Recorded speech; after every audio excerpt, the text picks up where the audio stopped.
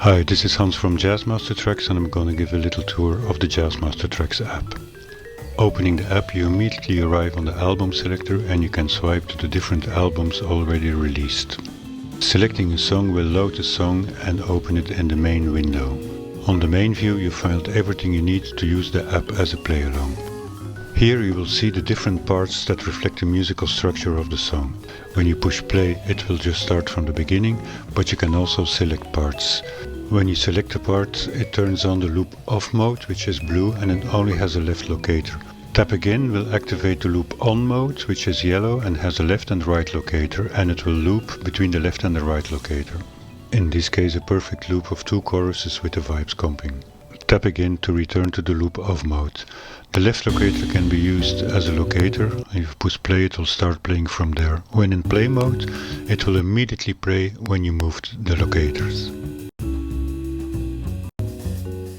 On the top of the screen you can go to the mixing page, and on the mixing page you see that we have separate channels for each instrument. Here the instruments are divided a little bit in function of what they're doing, so we have a vibraphone who's playing solo and comping, so it's divided into vibes comping and to a vibes solo track.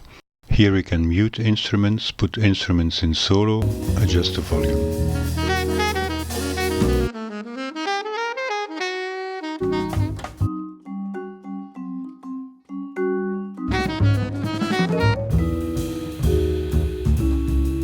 So for use as a play-along, you just mute the instrument of your choice and you're off to go. You can make interesting combinations playing with just bass and vibes while muting the drums or other combinations. The mixer settings are saved with each song, and there's a reset button to return the mixer to its factory settings.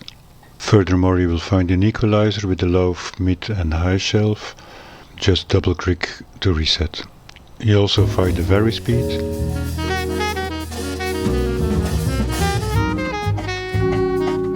And again double click to reset. There is also a pitch function. Double click to reset, and the pitch goes from -3 semitones to +3 semitones.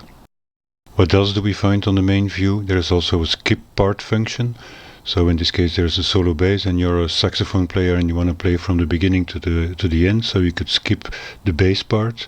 Of course it will be better if you mute the instrument soloing to make the transition as smooth as possible.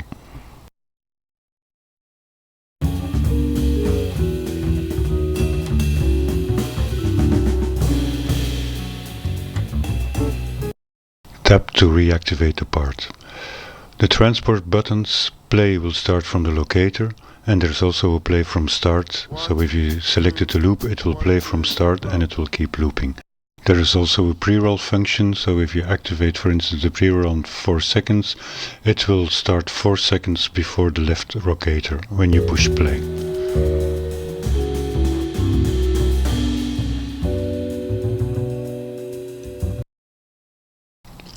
We also have the music sheets. In case of volume 1 and 2, these are chord sheets in B flat, E flat and C, but for volume 3, which is a completely different concept because it's playing arrangements, you will find a complete score and individual lead sheets. You can export these sheets to your computer or export individual sheets for printing. Upper left you can go back to the album or a song selector, so let's go to a song of volume 1.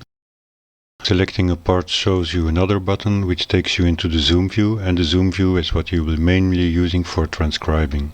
Here we see that there are already 4 what we call factory bookmarks, and indicate in this case there are 4 choruses of soloing, so 1 and 2 for the trumpet and 3 and 4 for the saxophone solo. Tapping a bookmark flag will take the locator to the bookmark.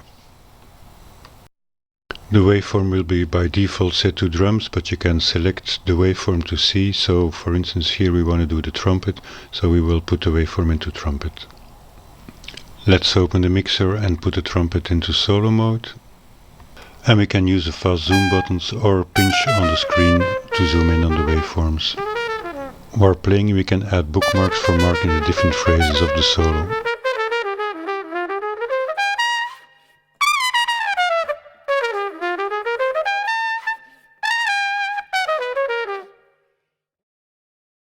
For zooming you can use the fast zoom buttons or the pinch movement, and you can scroll from left to right on the upper part of the screen. Tapping a bookmark flag will take you to that location, and you can also use the set locator buttons at the bottom to set the right locator. Now you already see the loop linked, but it's still in loop off mode. Tap again to activate the loop mode.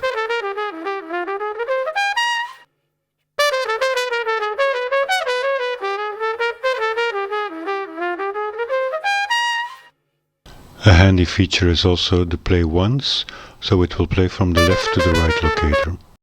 Adjust the loop a little bit with the loop steppers, and makes finding the notes much easier. Of course, you can move the loops, and you can adjust the length of the loops by dragging the handles. You can also set the bookmarks manually. In loop off mode, the blue mode, it will place the bookmark at the left locator. In loop on mode, the yellow mode, it will save the loop. In the bookmark list you can see all the bookmarks, the user bookmarks and the factory bookmarks. You can delete bookmarks or remove all bookmarks, and tapping on a bookmark will take you to that bookmark. Of course, you can already set loops from the main view. So for instance, let's say we go to Bolivia and you want to loop the first measures of the head in. So you just put play, use the right locator shortcut at the bottom, tap on the right moment and it will be almost in the loop. Go to the zoom view, adjust the loop a little bit until it loops perfectly.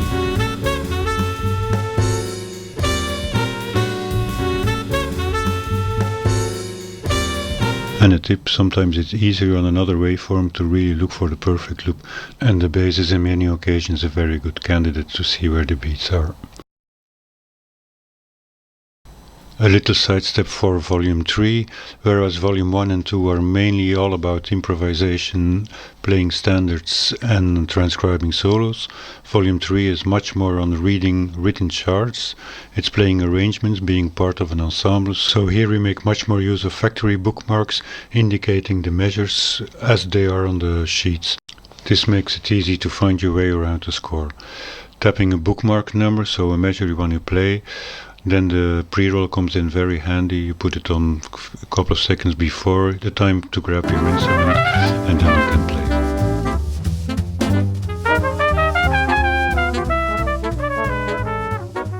On the album and song selector we have some menus.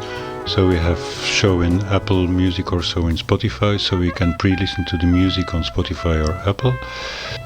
The share button permits downloading the stereo files of the album, so the real mixes of the album, and you can save them on your iPhone or iPad or on your iCloud drive for listening on other devices. And the help button, who takes you to our website or lets you open the user guide or do a restored purchases. The layout on the iPad and the iPhone are almost identical. The iPad goes into landscape and portrait mode, the iPhone is only portrait mode, but the functions are identical and the same possibilities.